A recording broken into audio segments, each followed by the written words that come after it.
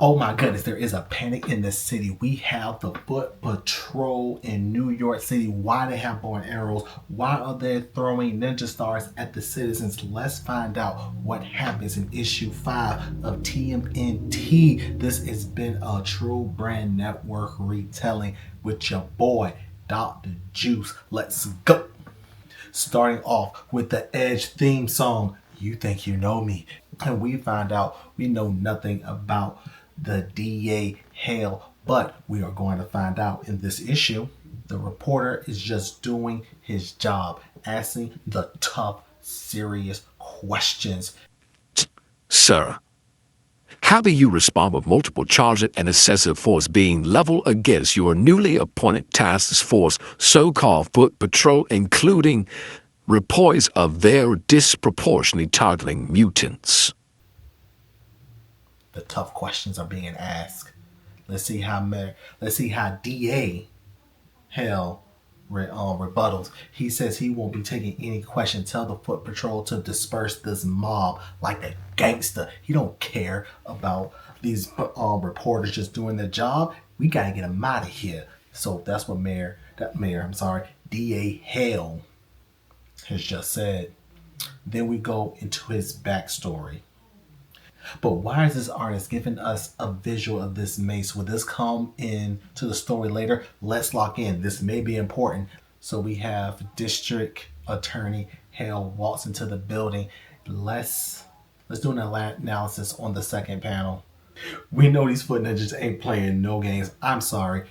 Foot Patrol, but we both know they're foot ninjas. If you take a look in the corner right here where a lady says is getting hit in the throat with a baton, these people are ruthless. And then you got the top right, and he might be on Diddy Watch. He might need to be on Diddy Watch. And if you look at the bottom of a panel, you see somebody getting pimp slapped with a baton, and then you got a man in the middle recording everything with his phone. These foot ninjas are brutal. But we are going to District Attorney Hale's backstory, and we find out no one paid him any attention in school. Not the teachers, not the student. He was invisible. It was so bad the bus drivers would leave without him, and that the bullies never bullied him. Like, that's how invisible this guy was. And he was yearning for some type of attention, even if he was being bullied, picked on, or even the young folks would say, roast him. He was looking for any type of attention.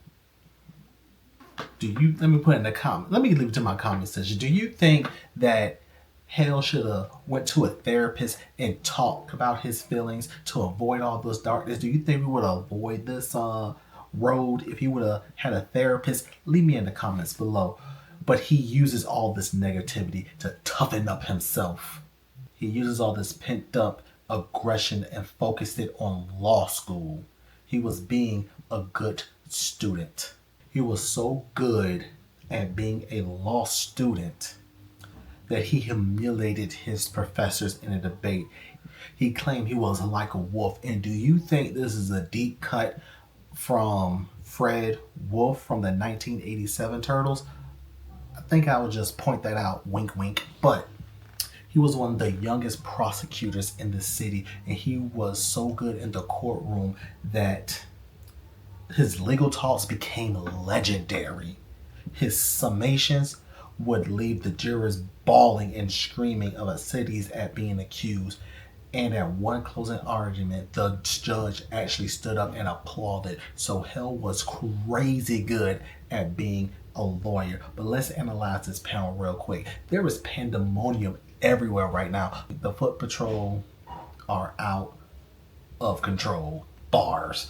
And then you see that mace again, right? That may be important, but then you have a guy being smacked up with a pole. Then you have another guy in the green that looks like he has fainted from all of this. Too much excitement for this man. And then you have the Foot Patrol throwing ninja stars at people. Look at my man in the orange. This is brutal. Not beautiful, brutal. Then the Foot Patrol clear out the people by using gas and arrows to make sure nobody comes back. So with all the success in the courtroom, Hell thinks that the world turned his back on him, and he still feels like he's being ignored. He still feels like he's not a big somebody yet. This man has what we call Napoleon syndrome, all because somebody didn't talk to you in high school and you going through all this right now. This is crazy. But when he became DA, the first thing he did was fired all the people he worked with. Hell is ruthless right now. But there was a glimmer of hope, a slight chance of light, that maybe he can be a good person. That light was his parents. You see, his parents was very proud of him. They bragged about him on everything that he did to his friends. His parents was his biggest fan. The first thing he did when he became DA, he got a bag of money and checks and brought it to his parents to buy an apartment in the big city. And his parents said for the first time they felt rich. And I think right here is we're going to call it a day.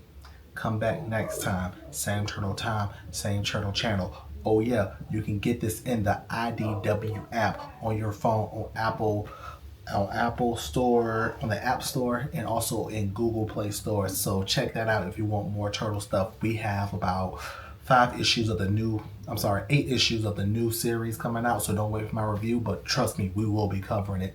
I'm your boy, Miss 17.5. Tell me what you think. Oh no, Dr. Juice. No, Miss 17.5. I'm your boy, Dr. Juice. Tell me what you think of this issue so far. I'm out.